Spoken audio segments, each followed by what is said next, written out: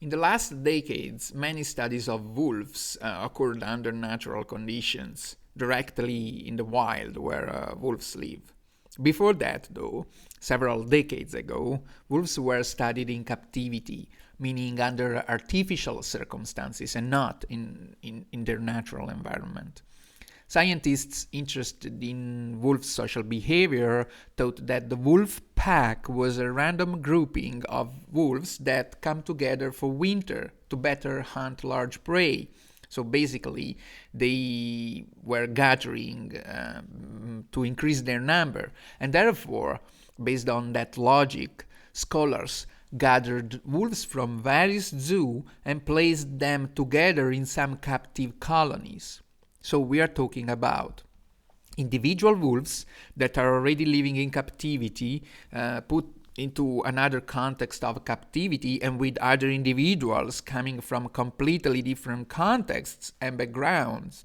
So now putting a random group of any species together artificially, that itself may generate competition and eventually form a type of dominance hierarchy.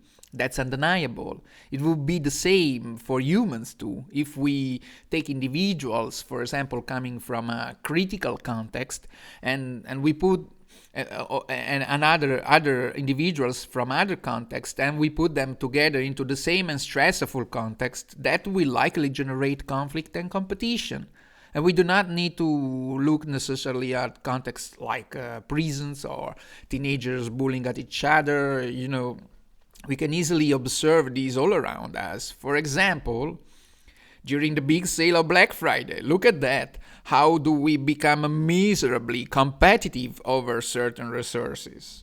Anyway, it was just to say that human behavior too can express certain characteristics, and yet we do not base the whole human behavior, the understanding of the whole humanity, on that specific characteristic. We can agree that some behaviors happen if certain circumstances are in place. For wolves, instead, there was the belief that what was observed under those specific and stressful circumstances resumed the average wolf's social behavior. That has been the standard understanding up to the 90s, and wolf researchers happen to believe that competition, fight, hierarchy were part of the standard behavior of wolves, while in nature, things work really differently, as it has been observed more recently and directly in the natural environment. Where had that story begun, the story of the alpha term? It all began with the Swiss animal ethologist, biologist Rudolf Schenkel, who in the 30s and in the 40s studied wolves in captivity, and mind what I just said, in captivity, meaning not in the wild, not in their natural environment.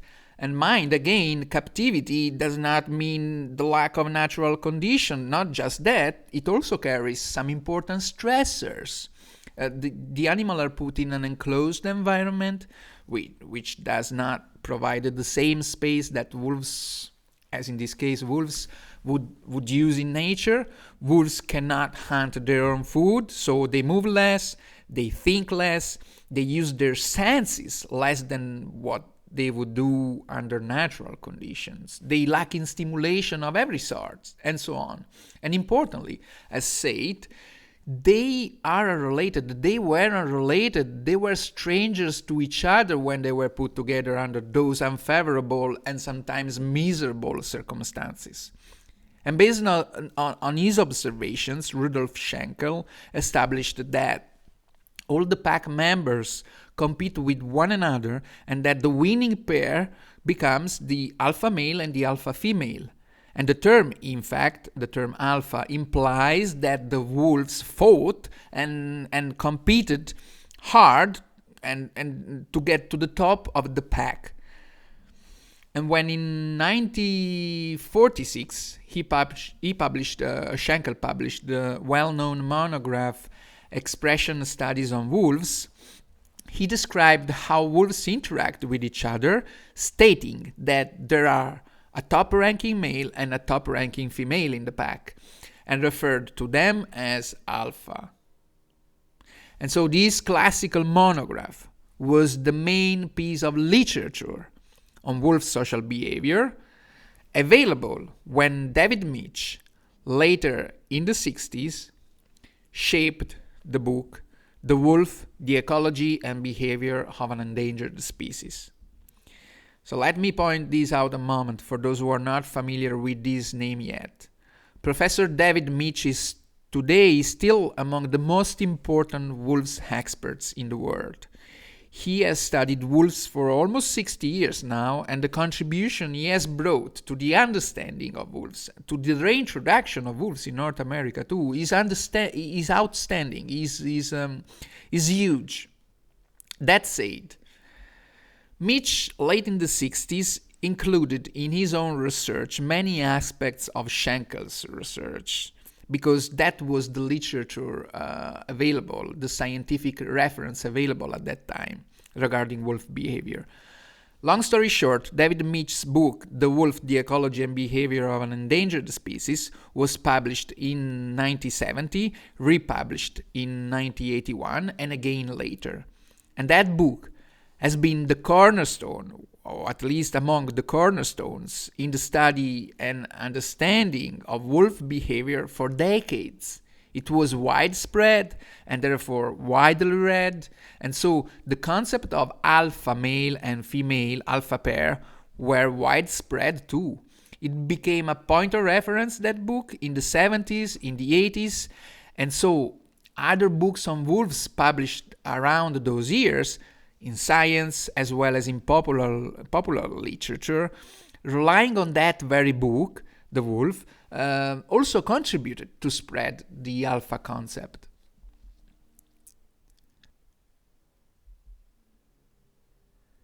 In the late 90s, Dave Mitch had spent already a considerable time observing wolves in their natural environment, living with a wild wolf pack in Ellesmere Island near the North Pole for many summers, and witnessing the interaction among parent wolves and their offsprings. And he realized that things were much different than what described by Schenkel first and then by himself. So, what he did, he corrected that information in the scientific literature. In 1999, Mitch published the article Alpha Status, Dominance and Division of Labor in Wolf Pack in the Canadian Journal of Zoology, formally correcting the misinformation in the scientific literature about the alpha term.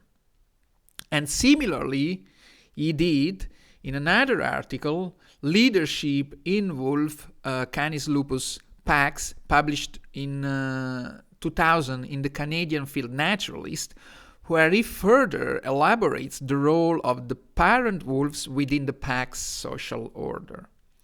Unfortunately, those two very important articles did not have an immediate effect on the alpha issues, so to say, since the term alpha, the concept, was so widely spread that both the public and the scientific community had fully adopted it, and therefore, talking about wolves almost automatically included the term alpha.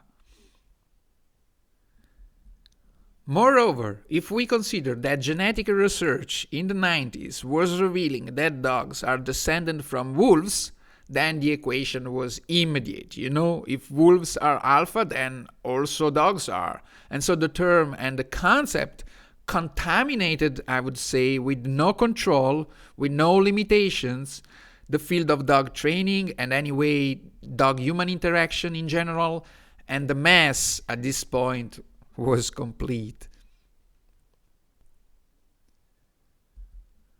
But what we know now is that the term alpha is outdated and is based on a misconception, and there is no more reason to refer to the parent wolves as alpha.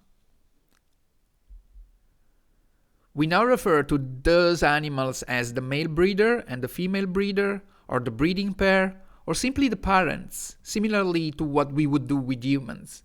And this point is very important regarding wolf behaviors and dog behavior too, since the realm of dog behavior appears to be largely affected, as we have seen, by these outdated belief and misconception, with, I would say, important and negative consequences.